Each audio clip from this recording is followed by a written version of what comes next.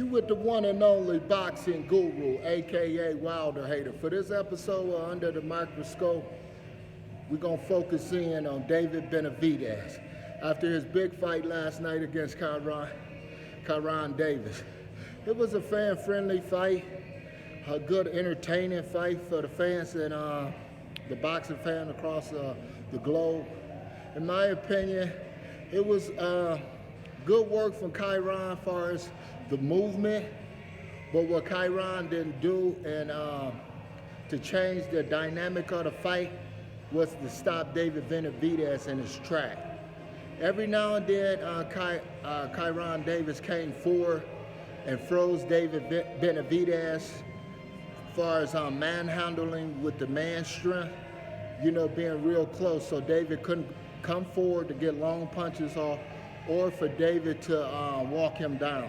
David has issues when he can't walk a person down. So in this video, that's why I know there's no way, no how David Benavidez beat Canelo Alvarez. If I was team Canelo Alvarez, his coach and everybody, we will make this fight for Cinco de Mayo. We will contact David Benavidez immediately. Oh, it has to go down. Canelo, this will be the biggest fight in Mexican history between two Mexican fighters. David Benavidez looked like a monster in the eyes of a lot of the boxing fans at 25-0 with 22 knockouts. Canelo Alvarez just unified the belts. David Benavidez got like interim belts, or David Benavidez was the champ and lost his title by drugs or whatever the other issues were. If I was Canelo, we would definitely have to jump on this fight ASAP. We will offer David Benavidez everything because David Benavidez and his team, his dad is they delusional, but they'll get a good payday because David Benavidez would no way beat him because David Benavidez balance is all messed up. He's a tall fighter waiting to get knocked down and fall like timber, like a tree.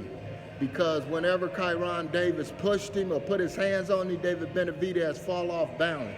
And once Kyron was moving around the ring, giving David Benavidez angles, David Benavidez foot placement was out of place. He's stepping in. So definitely Canelo Alvarez would definitely win this fight.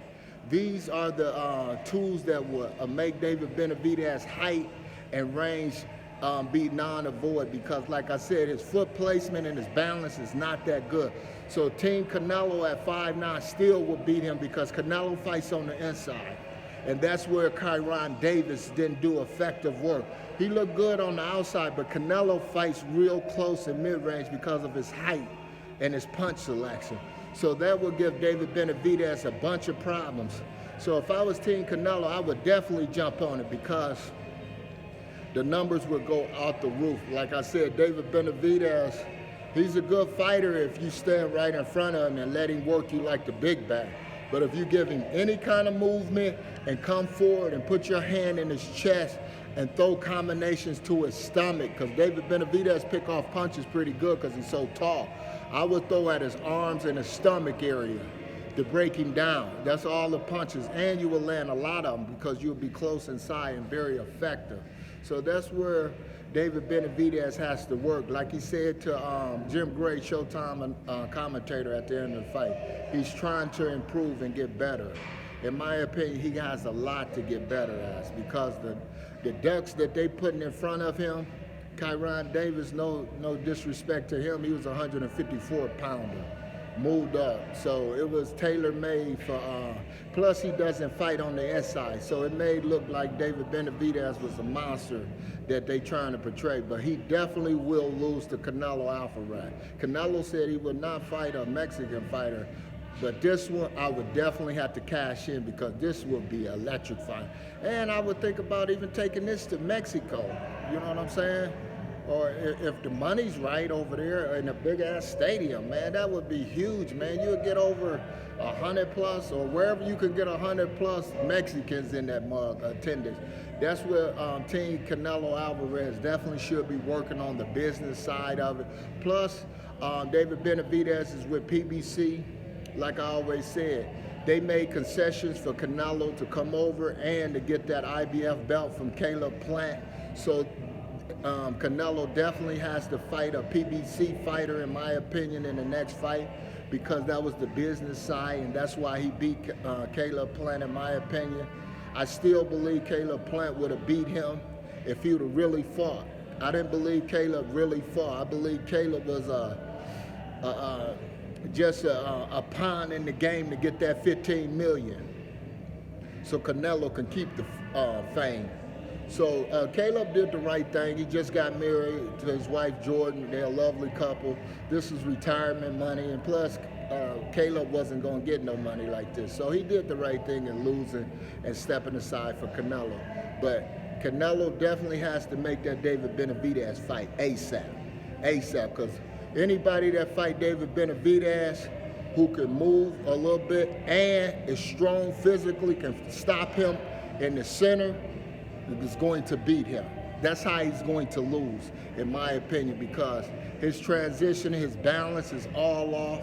Even though he's tall and long, he only know one way is coming forward to try to keep his balance, because he's so tall and limber. It's like a giraffe. When they come forward, they got to have their legs in front of them, they balance. But if you get them going backwards, oh, it's a wrap for him. And that's how you beat David Benavidez. So he definitely got to work on that. He definitely got to get back in that gym and work on foot placement, his balance, cutting the ring off. And sometimes he don't have to be the #1 aggressor all the time. David likes to get so close and be the aggressor. He could just come in with a jab a little more easier to keep his balance right. So David, definitely being young and hot-headed, it's the time for Canelo to take over. Like the legendary commentator Al Bernstein had mentioned. Yeah, it's perfect timing. Like Mayweather fought Canelo, and it's now Canelo time to fight David Benavidez, because there's nobody left at 168. They're trying to get Jamal Charlo to move up, but David Benavidez is already a 168-pound champion, in my opinion. So Canelo, definitely for the money, you should do this. There's no way around it. David Benavidez, May 5th or Cinco de Mayo weekend, it's got to go down. Because like I said, there's no way, no how David Benavidez with his balance, his foot placement can beat Canelo Alvarez or any other fighter that's a top echelon fighter that can move and fight on the inside. David Benavidez would definitely have problems. These are the words for the one and only boxing guru for this episode. There's no way David Benavidez can beat Canelo Alvarez.